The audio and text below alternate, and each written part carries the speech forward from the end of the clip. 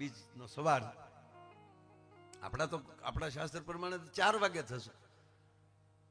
આપણે તો 12 વાગ્યા પછી સ્વીકાર લઈએ છીએ, પણ એ 4 વાગે બીજ અને આવતીકાલે મઢડાની અંદર આવી પછી અને કેટલા સ્થાનો એ બીજ ઉજવાય છે. પણ એક નાની વાત આપા મારે કરવી છે. અમારી બાજુનું ગામ જે બાબરિયાધારથી અરવિંદ ભારતી બાપુ આવ્યા છે, સોમનાથના મહંત. એ આ નદી વચ્ચે, એ નદીનું નામ શું છે? જોલાપરી નદી. એ આ કાંઠે બાબરિયાધાર અને ઓલે કાંઠે કાંઠો કાંઠ અમૂલી ગામ. રાણા આપાની 3 ભાઈઓ, ગ્રાહદાર ચારણ, મોટા ખાતેદાર. 3 ભાઈઓમાં એક ભાઈ રાણા આપાએ નક્કી કર્યું કે આપણે આ ખેતી નથી કરવી, ઢેફા નથી ભાંગવા, પણ થોડીક ભેહું લઈ અને ગરિમા વયું જવું અને ગરિમા જઈને માં ભગવતીનું ભજન કરવું. હાલનું જે હરાકડિયા ને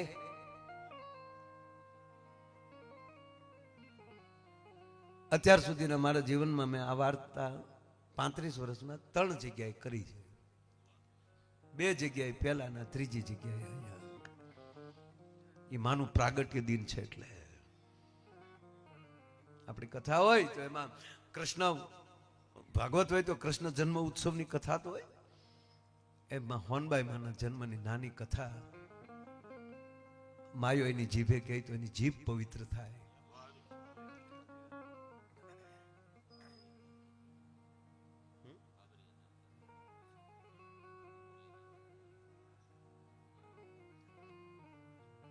જે અમારો વિસ્તાર છે એ બાબરિયાધારની બાજુમાં અમૂલીના રાણા આપા ચારણ ને રાણું આવે.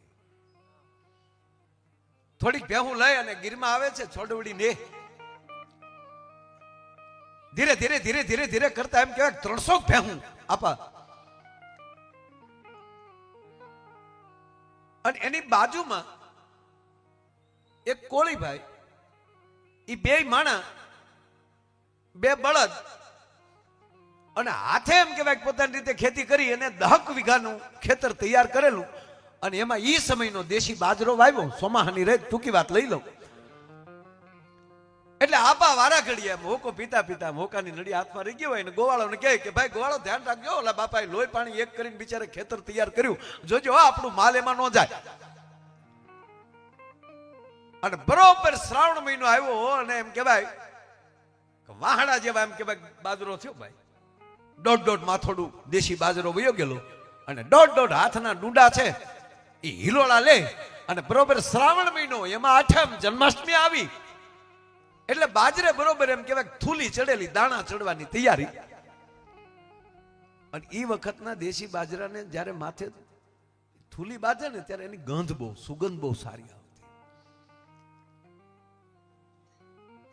અને ત્યાં હાલમાં હજી હનુમાનજીની જગ્યા છે, ત્યાં 8મ, ત્યાં એક મહાત્મા રહે અને મહાત્માએ 8મ ઉજવી અને આજુબાજુના નેહડા વાળા બાપુ 40-50 માણસોએ એ જન્માષ્ટમી ઉજવી. રાતે 12 વાગ્યે નંદ ભયો કર્યો, પંજરી ખાધી અને 12 વાગ્યા પછી સાધુએ હાથમાં રામસાગર લીધો. વટાવડા છે વાટના, વાટે ને ઘાટે વિલંબ ન કીજીએ.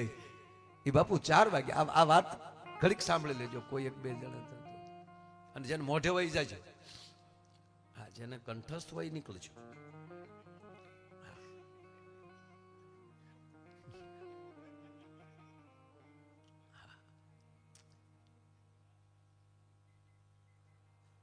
એટલે અમે અમુક વાતો કરતા અમને બીક લાગે. વાતમાં કોઈક ઊભું થાય ને આપણે એમ થાય કે આને કોઈ રસ્તો છે જ ને, આ ખોટા આપણે રોટી ગયા. પછી કઈ તબલા વાળાને કે મારી બોલાડ્યો સરકારી. કીર્તિભાઈ સરસ સરકારી મૂળ વાત ઉપર આવું. બાપ તમે સાંભળો કે ન સાંભળો, મારીમાં હોનલ સાંભળે છે અને આ બધા સાંભળે છે.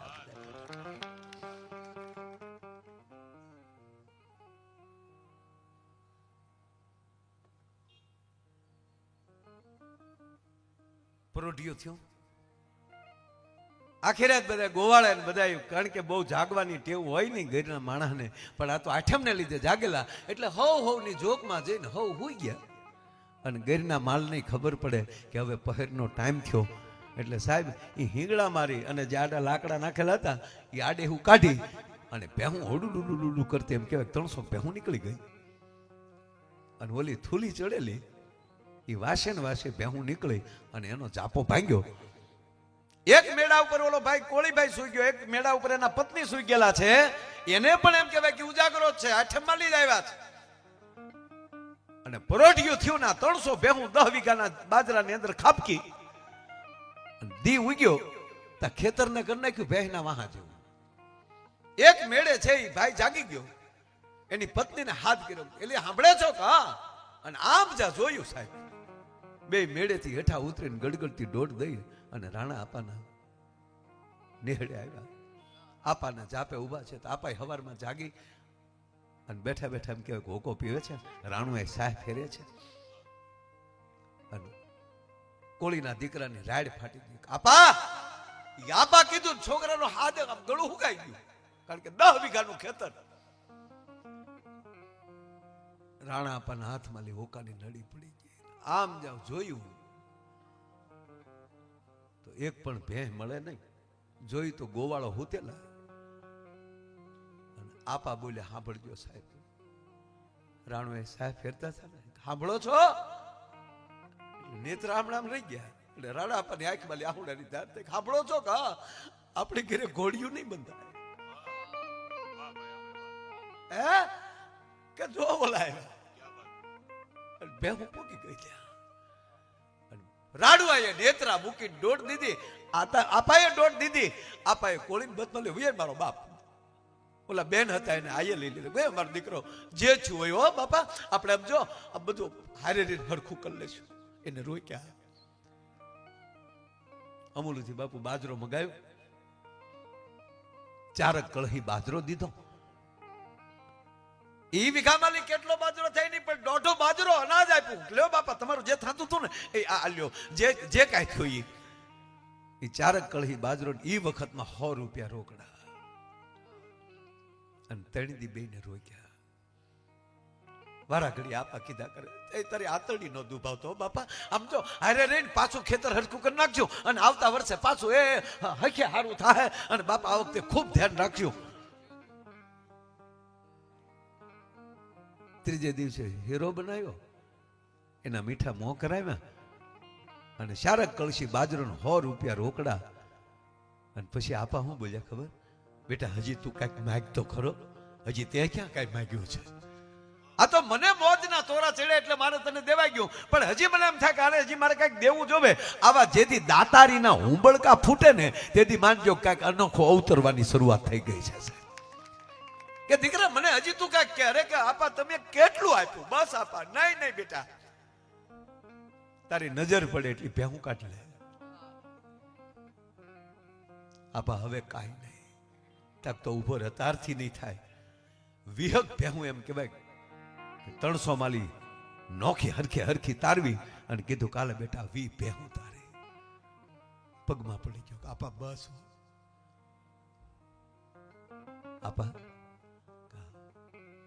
એક વાત કહું કે ને બેટા, આ વાત ને 170 વર્ષ થયા છે કે બેટા તમે બહુ આપ્યું આપા, એટલી ઉપજ અમને ના આવત. દીકરા મારી ભેહું તારા ખેતરમાં જાય ને એટલી ઉપજ ન થાય. શું વાત કરે બેટા? ઈ તું રહેવા દે, ઈ વાત છોડી દે બેટા. બીજું કે બીજું એક વાત મને ગમી નહીં. શું ન ગમ્યું તને? તમે આપા આવ્યા ત્યારે તમે મારા આઈને એટલું કીધું ને, ઈ મને નથી ગમ્યું. શું તમે એટલું બોલ્યા? સાંભળો છો કે જોજે આપણે ઘરે ઘોડિયું નહીં બંધાય. બાપુ ટાઈમે નાતો હોવ કે ન નાતો હોવ, પણ મેં જો મારી માં ખોડિયારને જો ધૂપિયામાં કારક ગૂગલ નાખી અને જો ખોડલને સેવી હોય, ખોડલને ધૂપિયું ફેર્યું હોય, આજ એક આ છોકરો એમ કહે કે તમારી ઘરે 2 ઘોડિયા બંધાય અને એક ઘોડિયામાં એવી જગદંબા આવશે કે 9 ખંડમાં નામ રાખશે. બાપ ઈ હરા કળિયું હોનબાઈ માં, ઈ અવતરી હરા કળિયું હોનબાઈ. અને ત્યાં ઈ હોનબાઈ માના દર્શને મઢડાથી અમીર બાપુ આવે ભાઈ. અઠવાડિયું ન જાય હો. માં તારી વગર જીવાતું નથી, માં તારી વગર મને ગમતું નથી. પણ સમય જાતા અમીર બાપુ ઉપર થોડીક જવાબદારી આવે છે. અને એક વાર માને પગે લાગીને એટલું કહે, માં તારી વગર ગમતું નથી, પણ હવે મને થોડુંક આઘું પડે છે. હું થાક્યો નથી માં, પણ તારી કૃપાથી થોડોક વ્યવહાર વધ્યો છે, માણસોની સેવાનો મને થોડીક જવાબદારી વધી છે, એટલે માં થોડુંક આઘું પડે, કઈક કૃપા કરી માં. પણ તે દી હરા કડીએ હોનબાઈ માં કહેતા હોય, બાપ તમે જ્યારે આવો ત્યારે કહું છો કે આવો બાપ, આવો વાલા, આવો બાપ. તો મને એમ થાય કે તારી જેવો બાપ હોય તો. અને હવે આ હરા કડીએલી હોનબાઈ માં તને વચન આપે છે કે માય બીજને દિવસે તારા ઘરે દીકરીનો જન્મ થશે, એ બીજી કોઈ નહીં હોય, એ આ હરા કડિયા વાળી હોનબાઈ તારી ઘરે જન્મ લેશે સાહેબ. એને આજે 102 વર્ષ થયા છે. યુગે યુગ આપણી પાસે જગદંબાઓ અવતરી રહેશે, પણ કહેવાનો અર્થ અમીર જેવો બાપ તો જોશે ને, આવી માવું તો જોશે ને. અને આજ ઈ ભગવતીઓને હિસાબે આજે ગામડે ગામડે એટલું ભજન થાય, નેહડે નેહડે એટલી વાણીઓ થાય. કાલે મઢડા તો ઉત્સવ છે જ, કણેરી તો ઉત્સવ છે જ, અને એડવાન્સમાં આગલે દિવસે એની પૂર્વ સંધ્યાએ આપણો રાજ એમ કે મામા આવી રીતે જો થાય તો અમારે તો સાહેબ અમને હરખ થાય. આપણા એક ઉત્સવ ઉજવાવા જોવે.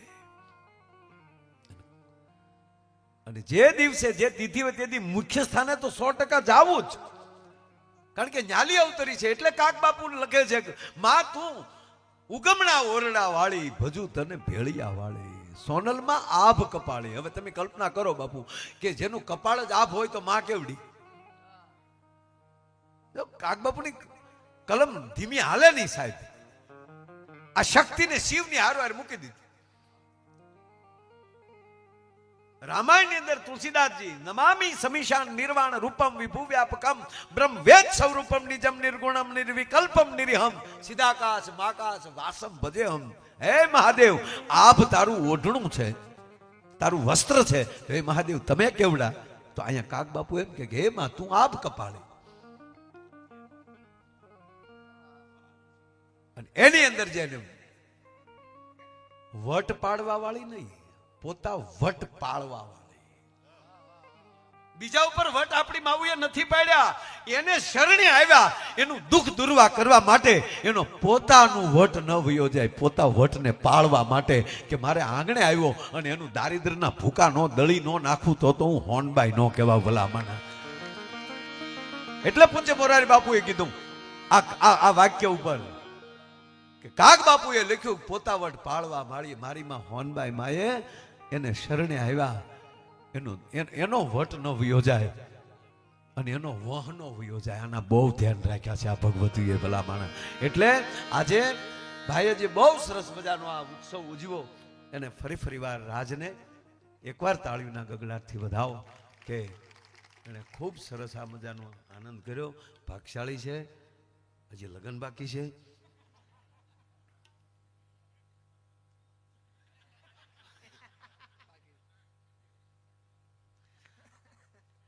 હજી વરરાજો નથી તો એટલો રૂડો લાગે, વરરાજો પીઠી સોળાય પછી કેટલો રૂડો લાગશે તમે. અને એ મારી માં હોનબાઈ તારી ઉપર કોઈની નજર ન લાગવા દે મારા બાપ, કાયમ રખોપા કરે. પણ લગ્નમાં પાછા મૂળ વાત ઉપર આવી જાય. અમારી વખતે તાણ્યું બધી, આવું કઈ ખરેખર આજા વડીલો બેઠા એ ત્યારે લગ્ન થતા. પણ એક મજા હતી હો, સંપત્તિ નહોતી પણ હપ બહુ હતો. એકા બીજીને રૂડા કરવાનો ભાવ બહુ હતો. હવે પાછું આવ્યું છે પાછું. અત્યારે જેના લગ્ન હોય તેના મિત્રો હારો હાર વળી અમે તો હારે રહેતા તો શું કરવાનું બીજું. 15 વાનાના લગ્ન હોય, પછી લગ્ન વધાવે 5 દિવસ પછી, એટલે 10 દિવસ ઈ રહે, પછી 10 દિવસ ઈ તલવાર લઈને જ આટા મારે, પછી ગામમાં વાના ખાવા લઈ જાય, વાના ખવડાવે, જમવા લઈ જાય, જમાડે. બરોબર ને વિક્રમભાઈ? એ વળી કે પાછા એ જમાડે ભાવથી, સરસ મજાનું મિષ્ટાન કરે, જમાડે. પછી દીકરીઓ ગીત ગાતી હોય, પાછા ઢોલીને બોલાવે, ગામનો ઢોલી આવે, એ ઢોલ વગાડતા આવે, દીકરીઓ ગીત ગાત્યું ઘરે મૂકવા આવે. માથે આમ સરસ મજાની ઓઢણી રાખી હોય, સારી શેડા દીકરીઓએ પકડ્યા હોય, વરરાજ હોય વળી જમણા હાથમાં નાળિયેર ને ડાબા છે તલવાર ત્યાં મણી આમ રાખી હોય, અને દીકરીઓ ગાતી કોણે તારા નાળિયેરા શણગાર્યા ને, કોણે તારો પહ ભર્યો. એક જણો હમણાં બાજુ જતો તો પોલીસ લઈને બી ગયા, બોલો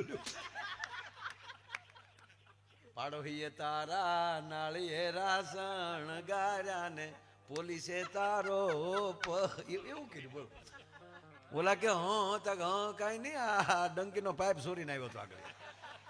કીધું ના ગોતતા થા તો લગ્ન આવ્યા એટલે હાથમાં આવ્યો. એક દીકરીને જોવા આવ્યા ને, એક કલાકાર જોવા આવ્યો, સારો કલાકાર, બહુ સારો, સુપરસ્ટાર, ઇન્ટરનેશનલ, એકચ્યુઅલ ડેવલપમેન્ટ, પોતાની રીતે ડેવલપ થયેલો માણસ. બરોબર ને મારું અંગ્રેજી? તો યાર કે મારું અંગ્રેજી બહુ સારું, હું બોલું જ નહીં કોઈ દિવસ. હા, કારણ કે હું છે, હું આખો શિવરાજભાઈ આખો પ્રોગ્રામ હું, અને એની કરતા જો અનકભાઈ બેઠા છે, આદેશ ચેનલ, એને તાળીઓથી બધા, એ મારા બહુ પ્રોગ્રામ પેલા કરતા. હા, અંગ્રેજીમાં. પણ પછી એને સમજાતું નહોતું, હું બોલતો મને નહોતી ખબર, પછી બંધ કર્યા. હાવ